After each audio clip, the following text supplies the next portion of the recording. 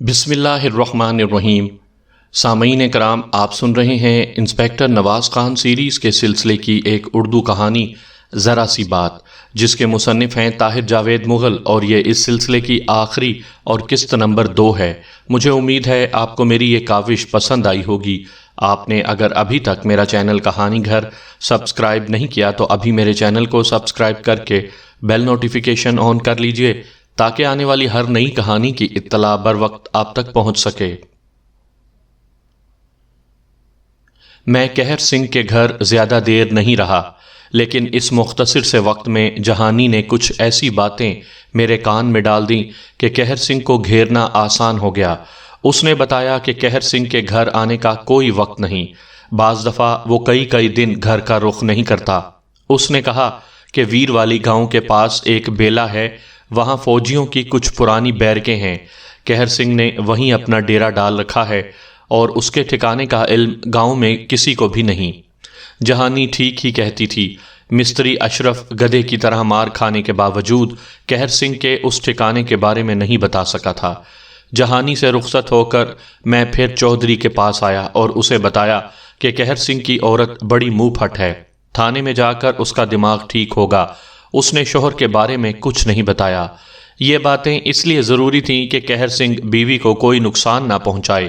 جیسا کہ اب تک کی تفتیش سے پتہ چلا تھا، وہ بڑا خر دماغ شخص تھا اور اس نے پورے گاؤں کو سہما رکھا تھا۔ اگر اس کے اڈے پر میرا چھاپا ناکام ہوتا تو اس کا دھیان اپنی بیوی کی طرف جا سکتا تھا۔ چودھری کی حویلی سے میں سیدھا اپنے گاؤں پہنچا۔ مستری اشرف کے ہاتھوں میں رسی کی ہتھ کڑی تھی اور وہ میرے ساتھ تھا۔ تھانے پہنچ کر میں نے سب سے پہلا کام یہ کیا کہ 2 مخبروں کو ویر والی روانہ کیا تاکہ وہ بیلے کی خبر لائیں۔ شام تک دونوں مخبر واپس آ گئے۔ انہوں نے بتایا کہ وہ بیلے میں پہنچے تھے، وہاں 2-3 بیرکوں کے کھنڈر موجود ہیں، لیکن خفیہ کوئی نہیں۔ ایک جہازی سائز کی چارپائی پڑی تھی، 3-4 آدمی وہاں بیٹھے ہوئے تھے۔ کچھ مزدور جھاڑیاں اور گھاس کاٹنے میں مصروف تھے۔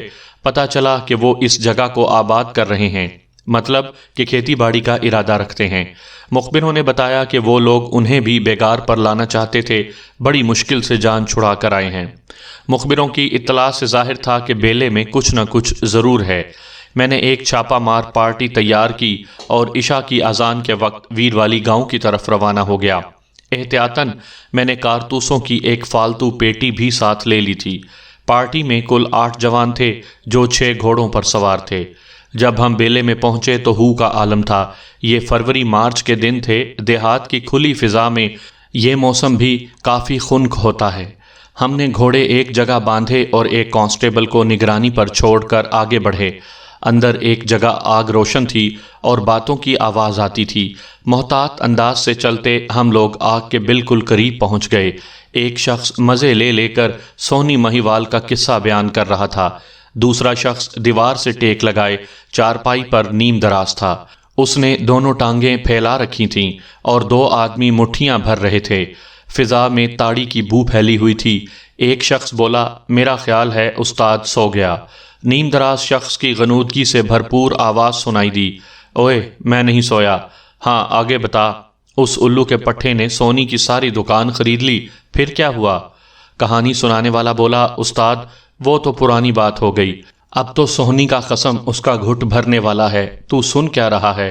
استاد نے کہانی سنانے والے کو ایک ننگی گالی دی اور بولا، چل سو جا پھر جا کر تو بھی۔ ساتھ ہی اس نے ایک زوردار ٹانگ داستان گو کو پسلی پر ماری۔ وہ چمگادڑ کی طرح اڑ کر 2 گز دور جا گرا۔ اس وقت میں پستول تانے جھاڑیوں سے نکل آیا۔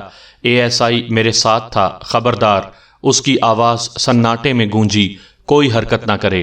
وہاں کل 5 افراد تھے، سب کا نشہ ہرن ہو گیا۔ چارپائی پر دراز شخص بھی ہڑبڑا کر اٹھ بیٹھا۔ ساتھیوں کی طرح اس کی آنکھوں میں بھی خوف تھا، لیکن حیرت انگیز تیزی سے اس نے اپنے خوف پر قابو پایا اور بولا، کیا بات ہے بادشاہو، کیا قصور ہو گیا ہے ہم سے؟ میں نے غور سے اس کی طرف دیکھا اور مجھے یقین ہو گیا کہ یہی قہر سنگھ ہے۔ جوڑے کے نیچے اس کا چوڑا چکلا چہرہ اور چہرے کے نیچے تنومند گردن تھی۔ اس کی شکل میں عجیب طرح کی سختی تھی۔ اس کا نام ٹھیک ہی قہر سنگھ رکھا گیا تھا۔ یہ بھی ہو سکتا تھا کہ اصل نام کچھ اور ہو اور بعد میں قہر سنگھ پڑ گیا ہو۔ حالانکہ وہ بڑی شرافت سے بول رہا تھا، مگر اس شرافت میں چھپی ہوئی بدماشی مجھے وارننگ دے رہی تھی کہ ہوشیار ہو۔ میں نے پوچھا، یہاں تم لوگ کیا کر رہے ہو؟ وہ بولا، زمین آباد کر رہے ہیں جی۔ کس کی اجازت سے؟ جی وہ اپنے تحصیلدار صاحب کے حکم سے۔ قہر سنگھ کا یہ فقرہ مجھے بہت کچھ سمجھا گیا۔ پہلے وہ چودھری صاحب کا نام لینے لگا تھا اور میرے سوال کا صحیح جواب بھی یہی بنتا تھا، مگر پھر عین موقع پر وہ تحصیلدار کو درمیان میں لے آیا تھا۔ اس کا یہ فقرہ بتا گیا کہ ویر والی کے چودھری خاندان سے اس کا کوئی ناجائز رابطہ ہے۔ میں نے ثبوت پوچھا تو وہ کہنے لگا، جناب میں کل آپ کو کاغذات دکھا دوں گا۔ اس وقت کیا ہے تمہارے پاس؟ میں نے گرج کر پوچھا۔ اس وقت تو میری زبان ہی ہے جی، وہ ذرا تنک کر بولا۔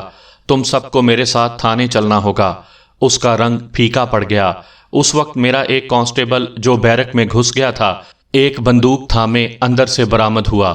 خان صاحب، اندر ناجائز اسلحہ ہے، اس طرح کی رائفلیں اور پڑی ہیں۔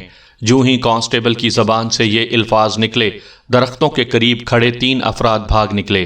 انہوں نے اس ایک لمحے سے فائدہ اٹھایا تھا جب ہم کانسٹیبل کی بات سن رہے تھے۔ میرے ساتھی ان کے پیچھے بھاگے۔ چوتھے شخص نے بھی موقع سے فائدہ اٹھانا چاہا، مگر پستول سے شعلہ نکلا اور گولی اس کی ران میں پیوست ہو گئی۔ قہر سنگھ نے لپک کر جھپٹا مارا اور پستول میرے ہاتھ سے گرا دیا۔ وہ بھاگنا چاہتا تھا لیکن میں چھلانگ لگا کر اس کے اوپر گرا۔ اس کے حلق سے غراہٹ نکلی اور نتائج سے بے پرواہ ہو کر وہ مجھ سے لپٹ گیا۔ میرا ایک طوفانی مکہ کھا کر وہ چارپائی پر گر پڑا۔ اس کی ناک سے خون آبشار کی طرح بہنے لگا۔ دفعتاً اس نے میلے سے تکیے کے نیچے ہاتھ ڈالا اور آہنی ٹوکا نکال لیا۔ ٹوکا دیکھتے ہی میں سمجھ گیا کہ میں صحیح جگہ پہنچا ہوں۔ قہر سنگھ نے ٹوکا دونوں ہاتھوں میں تھام رکھا تھا اور اس کی آنکھوں سے دیوانگی جھلک رہی تھی۔ خطرناک لہجے میں بولا، چلا جا تھانے دار، ورنہ مارا جائے گا۔ میں کہتا ہوں چپ چاپ چلا جا۔ واقعی اس کا انداز کسی بھی تھانے دار کو واپس تھانے بھیج سکتا تھا، لیکن میں واپس جانے کے لیے نہیں آیا تھا۔ اب قہر سنگھ اور میں اس طرح کھڑے تھے کہ ہمارے درمیان پستول تھا۔ آگ کی روشنی میں اس کا دستہ مجھے صاف نظر آ رہا تھا۔ وہ مجھ سے کوئی 12 فٹ کے فاصلے پر تھا۔ قہر سنگھ بھی جان چکا تھا کہ میں پستول کی طرف دیکھ رہا ہوں۔ ایک ایک لمحہ قیمتی تھا۔ درختوں سے گولیاں چلنے کی آوازیں آ رہی تھیں۔ میرا ASI بلند آواز میں ماتحتوں کو ہدایتیں دے رہا تھا۔ میں نے آخری مرتبہ پستول کو دیکھا، درمیانی فاصلے کو نظروں میں تولا، ذہن میں وقت اور حساب جوڑا اور اچانک پستول کی طرف دوڑ لگا دی۔ میرے حرکت میں آنے کے ساتھ ہی قہر سنگھ بھی متحرک ہوا۔ اس کے ہاتھ میں ٹوکا بلند ہو چکا تھا۔ وہ پستول پکڑنے سے پہلے مجھ پر وار کرنا چاہتا تھا۔ ادھر میں نے پستول اٹھایا، ادھر قہر سنگھ کا قاتل ٹوکا چمکا۔ میں نے دائیں پہلو پر جھک کر اپنا سر بچایا اور ایک طرف نکل گیا۔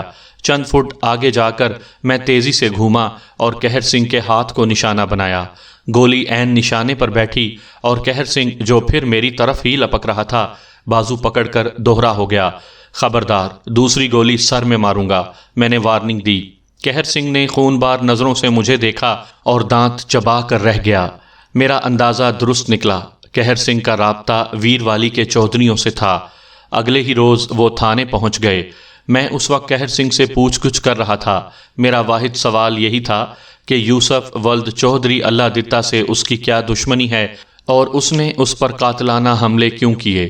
قہر سنگھ کچھ بھی بتانے سے انکاری تھا اور اس کی وجہ یہی تھی کہ وہ اپنے پیچھے پر بھروسہ کر رہا تھا۔ اسے امید تھی کہ چھوٹ جائے گا۔ 10 بجے کے قریب چودھری ستنام سنگھ کی جیپ تھانے کے سامنے رکی۔ ستنام سنگھ چودھری مہتاب سنگھ کا سب سے بڑا لڑکا تھا۔ ان لوگوں کی پہنچ دور تک تھی۔ مجھے محتاط ہونا پڑا۔ ستنام سنگھ نے مجھ سے پوچھا کہ قہر سنگھ پر کیا الزام ہے۔ میں نے بتایا کہ 307 اور 320 کا کیس ہے۔ اس کے قبضے سے ناجائز اسلحہ برآمد ہوا ہے۔ مزید برآں اس شخص نے قتل کی نیت پر مجھ پر حملہ کیا ہے۔ اس کے خلاف کافی دنوں سے تحقیق ہو رہی تھی۔ پولیس کے پاس اس بات کا ثبوت ہے کہ یہ قاتلانہ حملے میں ملوث رہا ہے۔ ستنام سنگھ نے کہا، نواز خان، باقی باتیں چھوڑو۔ رات تم لوگوں میں جو ہاتھا پائی ہوئی ہے وہ صرف اس وجہ سے تھی کہ تم نے قہر سنگھ کے پاس سے ناجائز اسلحہ برآمد کیا تھا۔ تو میں یہ بتانے کے لیے حاضر ہوا ہوں کہ وہ اسلحہ ناجائز نہیں تھا۔ یہ رہے ان 5 رائفلوں کے لائسنس۔ میں نے لائسنس دیکھے، وہ بالکل درست تھے۔ ستنام سنگھ نے اس زمین کے کاغذات بھی میرے سامنے رکھ دیے جس پر قہر سنگھ نے ڈیرا ڈال رکھا تھا۔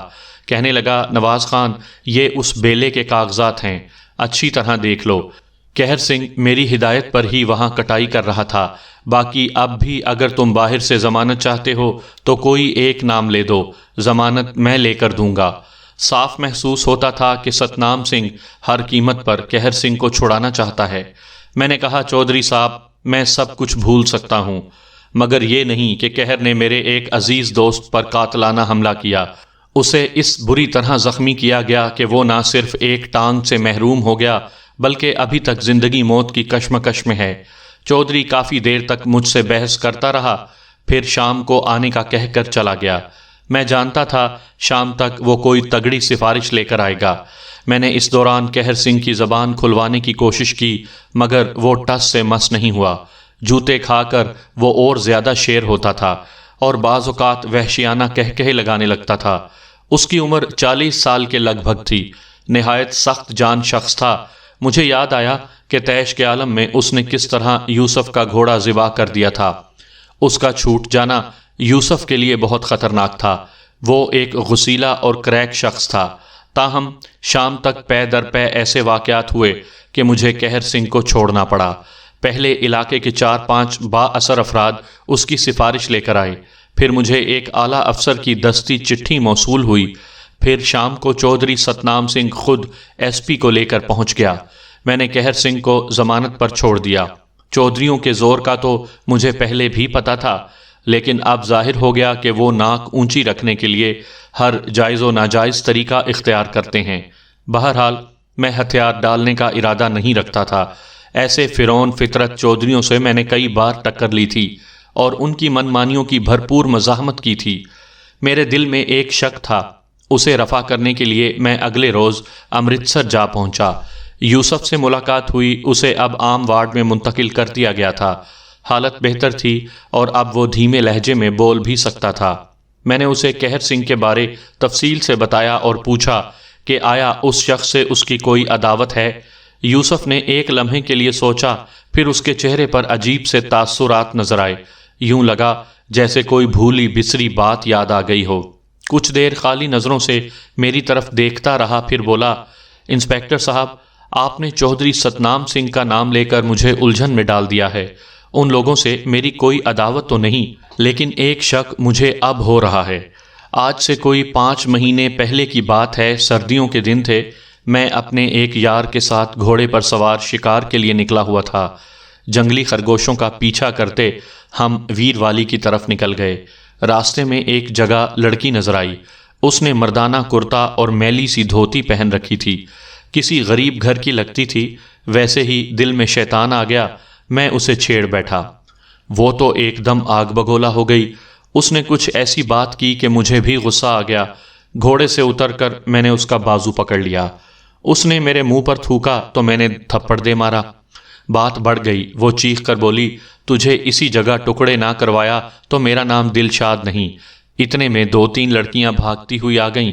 ایک لڑکی کی زبانی پتہ چلا کہ مجھ سے جھگڑنے والی دراصل چودھری ستنام سنگھ کی نو بیاتہ بیوی ہے۔ چودھری ستنام سنگھ کا نام میں نے پہلے بھی کئی بار سنا تھا۔ مجھے حیرت ہوئی کہ ستنام جیسے زبردست چودھری کی بیوی اور اس لباس میں۔ یہ تو بعد میں پتہ چلا کہ اس نے بھیس بدلا ہوا تھا۔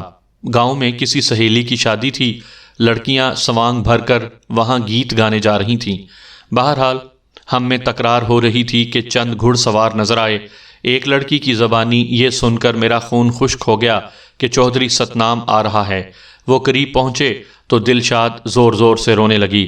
ایک لڑکی نے سارا قصہ بیان کیا۔ ستنام کی آنکھوں میں خون اتر آیا۔ میں نے سوچا اگر یہاں اکڑ دکھائی تو کام بگڑ جائے گا۔ ستنام مرنے مارنے پر آمادہ نظر آتا تھا۔ میں نے اس کے قریب پہنچ کر کہا، بھائی معاف کرنا، مجھے معلوم ہوتا کہ یہ آپ کے گھرانے کی عورت ہے تو ایک لفظ زبان سے نہ نکالتا۔ ویسے بھی یہ بات درست تھی، میں لڑکی کے میلے کچیلے لباس سے دھوکہ کھا گیا تھا۔ میری یہ بات ستنام سنگھ کے باپ کی سمجھ میں آ گئی۔ اس نے کہہ سن کر بیٹے کا غصہ ٹھنڈا کیا اور ہمیں چند جھڑکیاں دے کر وہاں سے رخصت کر دیا۔ میں نے یوسف کے سرہانے بیٹھ کر اس کی ساری بات سنی اور اس نتیجے پر پہنچا کہ ہو نہ ہو یہ اسی واقعے کا شاخسانہ ہے۔ وہ ذرا سی بات ایک بتنگڑ بن چکی ہے۔ اپنے طور پر میں نے اس واقعے کی کڑیاں کچھ اس طرح جوڑیں۔ جھگڑے کے وقت چونکہ ستنام کے ساتھ اس کا باپ بھی تھا، لہٰذا وہ اپنے طیش پر قابو پا گیا۔ بعد میں اس کی بیوی نے اسے بھڑکا دیا۔ ہو سکتا ہے اس نے یوسف پر کچھ جھوٹے الزام بھی لگائے ہوں۔ بہرحال اس نے شوہر کو اس قدر اکسا دیا کہ وہ یوسف کی جان لینے پر آمادہ ہو گیا۔ یوسف جیسے چھوٹے زمیندار کی جان لینا ستنام کے لیے چنداں مشکل نہیں تھا۔ یہ تو ایسا تھا جیسے کوئی چیونٹی کو مسل دے۔ اس نے اس چیونٹی کو مسلنے کے لیے قہر سنگھ کی انگلیاں استعمال کیں، لیکن یہاں وہ غیبی طاقت آڑے آئی جو ہر شے پر قادر ہے۔ حیرت انگیز طور پر یوسف قاتلانہ حملوں سے محفوظ رہا، یہاں تک کہ قہر سنگھ کا پیمانہ صبر لبریز ہو گیا۔ آخر ایک ناکامی کے بعد اس نے یوسف کا گھوڑا تک مار ڈالا۔ میں نے ہسپتال کی اس وارڈ میں بیٹھ کر جو تجزیہ کیا تھا وہ بعد میں 90% درست ثابت ہوا۔ صرف اتنی بات کا اور پتہ چلا کہ دلشاد کور نے اس روز اپنی ماں کے دودھ کی قسم کھائی تھی کہ وہ یوسف کے ٹکڑے کروا کے چھوڑے گی۔ نوبیاتا بیوی کی شان ہی نرالی ہوتی ہے۔ جب اس نے مرچ مسالہ لگا کر شوہر کے کان بھرے تو اسے یوسف کا قتل فرض اولین محسوس ہونے لگا۔ اس نے موت کے ہرکارے قہر سنگھ کو بلایا اور یوسف کے پیچھے لگا دیا۔ یہ تھا پورا قصہ۔ کوئی 1 ماہ بعد یوسف بیساکھی کے سہارے چلنے میں کامیاب ہو گیا۔ زمیندار باپ نے اس پر پانی کی طرح روپیہ بہایا تھا۔ اس کے ظاہری زخم تو ٹھیک ہو گئے تھے، لیکن اندرونی روگ وہیں کا وہیں تھا۔ موت کا خوف اس کے سر سے ٹلا نہیں تھا۔ دیکھا جائے تو یوسف کو اس کے گناہوں کی سزا مل رہی تھی۔ دلشاد کا آنچل کھینچنے سے پہلے زمینداری کے گھمنڈ میں اس نے نہ جانے کتنی غریب لڑکیوں کی بددعائیں لی تھیں۔ وہ دیہات کا ایک روایتی امیر زادہ تھا اور ایسے امیر زادوں کی تمام برائیاں اس میں موجود تھیں۔ آخر سیر کو سوا سیر مل گیا تھا۔ اگر میں یوسف کی طرفداری کر رہا تھا تو صرف اس لیے کہ میری لاپرواہی نے اسے نقصان پہنچایا تھا۔ دوسری یہ بات بھی میرے ذہن میں تھی کہ وہ مسلمان ہے، جیسا بھی برا بھلا ہے کلمہ گو تو ہے۔ مجھے پورا یقین تھا کہ چودھری ستنام اپنے انتقام کو نہیں بھولے گا۔ بدلے کی یہ آگ لمبی عداوت کی شکل اختیار کر سکتی ہے۔ اس آگ کو بجھانے کے لیے ایک روز میں چودھریوں کی حویلی جا پہنچا۔ چودھری ستنام نے مجھے خوش آمدید کہا اور اپنی عالی شان بیٹھک میں لے گیا۔ بیٹھک کی ایک ایک شے سے چودھریوں کی عمارت جھلکتی تھی۔ میں ایک دفعہ پہلے بھی اس بیٹھک میں آ چکا تھا۔ یہ کوئی 2 سال پرانی بات تھی، مگر اس وقت کی بیٹھک اور اب کی بیٹھک میں زمین آسمان کا فرق تھا۔ سب پرانی چیزیں اٹھا دی گئی تھیں، نئے سے نیا فرنیچر اور سجاوٹ کا سامان کمرے میں بھرا پڑا تھا۔ ملازموں کی ایک فوج خدمت کے لیے موجود تھی۔ تکلفات سے فارغ ہو کر میں اصل موضوع پر آیا۔ اشاروں کنایوں میں نے چودھری کو بتا دیا کہ یوسف کے ساتھ اس کی دشمنی سے میں آگاہ ہو چکا ہوں۔ یہ اطلاع پا کر بھی ستنام کے چہرے پر کسی قسم کی پریشانی نظر نہیں آئی۔ وہ اطمینان سے حقہ گڑگڑاتا رہا۔ آخر میں نے کھل کر بات کی۔ میں نے کہا، چودھری صاحب، دشمنی کمزور کی ہو یا طاقتور کی نقصان دہ ہوتی ہے۔ ٹھیک ہے، یوسف آپ کے جوڑ کا نہیں، مگر اس جھگڑے میں آپ کا کچھ نہ کچھ نقصان ضرور ہوگا، چاہے وہ جان کا ہو، مال کا ہو یا نیک نامی کا۔ میں مانتا ہوں کہ یوسف نے ایک غلطی کی تھی۔ اس غلطی کی اسے کافی سزا مل چکی ہے۔ وہ زندگی بھر کے لیے معذور ہو چکا ہے۔ میرا خیال ہے کہ اب آپ اسے معاف کر دیں، دل صاف کر کے ایک دوسرے کو گلے لگا لیں۔ وہ خود یہاں آ کر آپ سے معافی مانگ لے گا۔ چودھری ستنام اطمینان سے میری باتیں سنتا رہا۔ میرا خیال تھا کہ وہ اثر لے رہا ہے، مگر جب میرے چپ ہونے پر وہ بولا تو میں حیران رہ گیا۔ مجھے امید نہیں تھی کہ وہ اس قدر سنگ دل اور کینہ پرور ثابت ہوگا۔ میری آنکھوں میں آنکھیں ڈال کر دلیری سے بولا، نہیں نواز خان، یہ نہیں ہو سکتا۔ یہ سب کچھ اس حرامزادے کو اس وقت سوچنا چاہیے تھا جب وہ چودھری ستنام کی جو میں اس کی بیوی کو تھپڑ مار رہا تھا، اس کی بے حرمتی کر رہا تھا۔ یہ اس کی بڑی خوش قسمتی ہے نواز خان، جو وہ اب تک سانس لے رہا ہے۔ اس کی سانس میرے سینے پر آرے کی طرح چلتی ہے۔ سمجھ آئی تجھے؟ چودھری ستنام کے الفاظ میں جو خطرناک دھمکی پوشیدہ تھی وہ میں اچھی طرح سمجھ رہا تھا۔ میں کوئی آدھ گھنٹہ چودھری کے پاس بیٹھا، لیکن وہ اس موضوع پر دوبارہ بات کرنے کے لیے آمادہ نہیں تھا۔ میں نے 2-3 بار گفتگو کا رخ موڑنے کی کوشش کی مگر وہ ہر بار کنی کترا گیا۔ اس کا رویہ حوصلہ شکن بلکہ تاؤ دلانے والا تھا۔ میں تھانے واپس آ گیا اور اس گتھی کو سلجھانے کی راہ ڈھونڈنے لگا۔ پھر میرے ذہن میں آیا کہ کیوں نہ ایک دفعہ بڑے چودھری مہتاب سنگھ سے ملاقات کی جائے۔ وہ بیٹوں کی نسبت کچھ تحمل مزاج شخص تھا، ویسے بھی وہ مجھے جانتا تھا۔ 2 سال پہلے زمین کے ایک جھگڑے میں نے اس کی مدد کی تھی۔ اگلے روز میں دوپہر کے وقت چودھری مہتاب سے ملنے ویر والی پہنچا۔ مجھے پتا چلا تھا کہ وہ آج کل پرانی حویلی میں رہتا ہے اور کچھ بیمار ہے۔ یہ حویلی نئی حویلی کے پچھواڑے ایک باغ میں واقع تھی۔ میں دروازے پر پہنچا تو لمبی مونچھوں والے ایک نوکر نے استقبال کیا۔ میں نے اپنی آمد کا مقصد بتایا تو وہ کچھ پریشان نظر آنے لگا۔ یوں محسوس ہوا جیسے وہ مجھے مہتاب سنگھ سے ملوانا نہیں چاہتا یا ملانے سے پہلے کسی سے اجازت لینا چاہتا ہے۔ بہرحال میں نے اسے زیادہ ٹال مٹول کا موقع نہیں دیا اور اندر چلا گیا۔ چودھری مہتاب سنگھ حویلی کے ایک کمرے میں تنہا بستر پر لیٹا تھا۔ وہ خاصا کمزور نظر آ رہا تھا۔ بڑی مشکل سے اس نے مجھے پہچانا اور تکیے سے ٹیک لگا کر بیٹھ گیا۔ کیسے آئے ہو نواز خان؟ میں نے کہا سنا تھا کہ آپ بیمار ہیں، سوچا دیکھ آؤں۔ مہتاب سنگھ نے ایک گہری سانس لی۔ نواز خان، بڑھاپا بیماری ہے اور دولت مند بڑھاپا دوہری بیماری ہے۔ ایک طرف سے انسان کو بڑھاپا مارتا ہے اور دوسری طرف سے دولت۔ یہ دولت بڑی بے وفا ہے نواز خان، خون کے رشتوں میں زہر گھول دیتی ہے۔ مجھے بوڑھے مہتاب سنگھ کی باتوں سے کسی اور ہی معاملے کی بو آ رہی تھی۔ میں نے آہستہ آہستہ اسے کریدنا شروع کیا اور وہ جلدی جلدی اپنے خول کے اندر سے برآمد ہوتا چلا گیا۔ مجھے یوں لگا جیسے قدرت نے کسی خاص مقصد کے تحت مجھے یہاں بھیجا ہے۔ مہتاب سنگھ بھی شاید یہی سوچ رہا تھا۔ وہ مجھے بہت کچھ بتا دینا چاہتا تھا۔ در حقیقت وہ اپنی اولاد کی طرف سے انتہائی پریشان تھا۔ خاص طور پر بڑا بیٹا ستنام سنگھ اس سے نہایت ابتر سلوک کر رہا تھا۔ بوڑھے نے کہا انگریزی دواؤں کے نام پر یہ لوگ نہ جانے مجھے کیا کچھ کھلاتے رہتے ہیں۔ دن بدن خون خشک ہوتا جا رہا ہے۔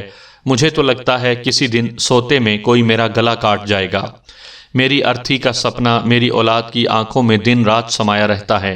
میں ان کے چہروں پر یہ لکھا ہوا دیکھتا ہوں، باپو تم مر کیوں نہیں جاتے، تم مر کیوں نہیں جاتے۔ میں نے اس سے کہا چودھری صاحب میں کل یا پرسوں ایک آدمی آپ کے پاس بھیجوں گا، آپ کسی طرح اسے حویلی میں ملازم رکھ لیں۔ وہ شخص شکل سے سیدھا سادہ دیہاتی نظر آتا ہے لیکن ایک نہایت ہوشیار سب انسپکٹر ہے۔ اس قسم کے کاموں کا اسے وسیع تجربہ ہے۔ چند دنوں میں وہ پوری تحقیق کر لے گا۔ اگر آپ کے شبے درست ہوئے تو پھر ہم اگلا قدم اٹھائیں گے۔ آپ کسی طرح کا اندیشہ نہ کریں، میں آپ کے ساتھ ہوں اور رہوں گا۔ بوڑھے کو پوری طرح سمجھا بجھا کر میں اٹھنے کی تیاری کر ہی رہا تھا کہ بیرونی دروازے پر آہٹ ہوئی، پھر قدموں کی چاپ سنائی دی۔ میری چھٹی حس خطرے کی گھنٹی بجانے لگی۔ چند ہی لمحے گزرے تھے کہ چودھری ستنام سنگھ دروازے پر نظر آیا۔ پستول اس کے کندھے سے لٹک رہا تھا۔ اس کے عقب میں کچھ اور چہرے بھی نظر آ رہے تھے۔ ان میں ایک چہرہ قہر سنگھ کا تھا۔ وہ تیز نظروں سے مجھے گھور رہا تھا۔ کیا ہو رہا ہے نواز خان؟ چودھری ستنام مسکرا کر بولا۔ کچھ نہیں، میں نے کہا چودھری صاحب کی بیماری کا سنا تھا، خیریت پوچھنے چلا آیا، سوچا تھا واپسی پر آپ سے بھی ملتا جاؤں گا۔ تو فارغ ہو گئے ہو؟ ستنام معنی خیز لہجے میں بولا۔ ہاں چلیے، میں نے اٹھتے ہوئے کہا۔ بوڑھے مہتاب کو کھانسی کا شدید دورہ پڑا۔ ستنام نے ملازم کو پانی پلانے کا حکم دیا اور خود مجھے ساتھ لیتا ہوا باہر نکل آیا۔ میں صدر دروازے کی طرف بڑھ رہا تھا جب اچانک ستنام نے میرا راستہ روک لیا۔ ادھر نہیں نواز خان، ادھر، تم سے کچھ باتیں کرنی ہیں۔ اس نے ایک دوسرے کمرے کی طرف اشارہ کیا تھا۔ میں کچھ دیر سوچتا رہا، پھر اس کے ساتھ کمرے کی طرف بڑھ گیا۔ قہر سنگھ 2 ساتھیوں کے ساتھ ہمارے پیچھے تھا۔ کمرے میں پہنچ کر ستنام سنگھ نے مجھے بیٹھنے کو کہا اور خود بھی بیٹھ گیا۔ میں نے اس کا چہرہ دیکھا اور مجھے وہاں عجیب سی کیفیت نظر آئی۔ یوں لگا جیسے میں ایک بالکل اجنبی شخص کے سامنے بیٹھا ہوں۔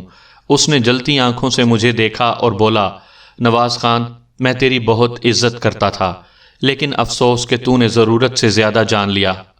یہ فکرہ نہیں تھا، ایک ٹائم بم تھا جس کی گراریاں کافی دیر سے گھوم رہی تھیں اور اب وہ ایک دھماکے سے پھٹ گیا تھا۔ یہ کوئی معمولی فکرہ نہیں تھا، اس میں ستنام سنگھ نے سب کچھ بیان کر دیا تھا۔ اس میں مہتاب سنگھ کے خدشوں کی تصدیق بھی تھی اور نئی حویلی میں ہونے والی سازشوں کی جھلک بھی۔ اس میں میری موت کا اعلان بھی تھا اور ستنام سنگھ کی طاقت کا اظہار بھی۔ یہ الفاظ سننے کے بعد بھی اگر میں خاموش بیٹھا رہتا تو اس کا مطلب تھا مجھے اپنی زندگی سے پیار نہیں اور میں کچھ نہایت قیمتی لمحے ضائع کر رہا ہوں۔ میری جیب میں بھرا ہوا ریوالور تھا۔ اس سے پہلے کہ یہ ریوالور فضول ہو جاتا مجھے اسے استعمال کرنا تھا۔ میرا ہاتھ بجلی کی سی تیزی سے ریوالور تک پہنچ گیا۔ اس سے پہلے کہ قہر سنگھ مجھ پر جھپٹتا میں نے چھلانگ لگائی اور ستنام سنگھ کے سر پر پہنچ گیا۔ میرا بایاں بازو اس کی گردن کے گرد حائل ہوا اور دائیں ہاتھ سے ریوالور اس کی کن پٹی سے لگا دیا۔ خبردار، میں پوری ایمانداری سے بولا، کوئی بھی ہلا تو اسے گولی مار دوں گا۔ قہر سنگھ میرا یہ روپ پہلے بھی دیکھ چکا تھا۔ اس کے ایک ہاتھ پر ابھی تک میری گولی کا زخم تھا۔ وہ ٹھٹک کر رک گیا۔ میرے ہاتھ لبلبی پر تھے اور لبلبی اپنا نصف فاصلہ طے کر چکی تھی۔ انگلی کی ایک جنبش ستنام سنگھ کے مغرور کھوپڑے میں سوراخ کر سکتی تھی۔ میں نے تیز نظروں سے قہر سنگھ اور اس کے ساتھیوں کو گھورا اور ستنام کو اپنے ساتھ کھینچتا ہوا دروازے کی طرف بڑھا۔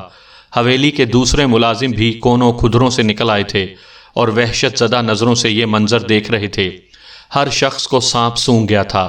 اس سناٹے میں صرف کبھی کبھی ستنام کی ہانپتی ہوئی آواز آتی تھی۔ وہ مجھے خطرناک نتائج کی دھمکیاں دے رہا تھا۔ باہر وہ تانگا کھڑا تھا جس پر میں یہاں پہنچا تھا۔ میں ریوالور کے زور پر ستنام کو تانگے پر لایا۔ جوں ہی ہم پچھلی نشست پر بیٹھے، ہوشیار کوچوان نے گھوڑا آگے بڑھا دیا۔ ستنام سنگھ کی گرفتاری کے بعد 2 مہینوں کے اندر اندر کئی واقعات رونما ہوئے۔ در حقیقت اس گرفتاری نے ویروالی کے چودھریوں کی کایا ہی پلٹ دی۔ مہتاب سنگھ نے اپنے دونوں بیٹوں کو آگ کر دیا۔ قہر سنگھ سمیت ستنام سنگھ کے کئی ساتھی گرفتار ہوئے اور ان پر سنگیت نوعیت کے مقدمات بنے۔ خود ستنام سنگھ اور اس کے بھائی کو قتل، اقدام قتل اور اغوا کے کئی مقدمات کا سامنا کرنا پڑا۔ وہ کوڑی کوڑی کو محتاج ہوئے اور ان کی بیویاں عرش سے فرش پر آ گئیں۔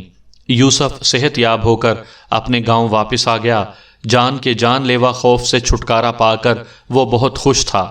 ان گرفتاریوں سے بہت سے لوگ خوش ہوئے، لیکن میرے خیال میں سب سے زیادہ خوشی اس عورت کو ہوئی ہوگی قہر سنگھ جس کا مرد تھا۔ یقیناً جہانی نے جب قہر سنگھ کی عمر قید کا سنا ہوگا تو وہ اپنے بیٹوں کے ساتھ گردوارے ماتھا ٹیکنے ضرور گئی ہوگی۔ آج بھی کبھی جب میں اس کیس کے بارے میں سوچتا ہوں تو خیال آتا ہے کہ بعض اوقات غرور اور بے جا ہٹ دھرمی انسان کو کہاں سے کہاں پہنچا دیتی ہے۔ اگر اس روز ستنام سنگھ میری بات مان لیتا اور یوسف کو معاف کر دیتا تو میرے ذہن میں کبھی اس کے باپ سے ملنے کا خیال نہ آتا اور یوں اس کے جرم پر ہمیشہ پردہ پڑا رہتا۔ کسی نے سچ کہا ہے، انسان خود اپنے پاؤں پر چل کر اپنے انجام تک پہنچتا ہے۔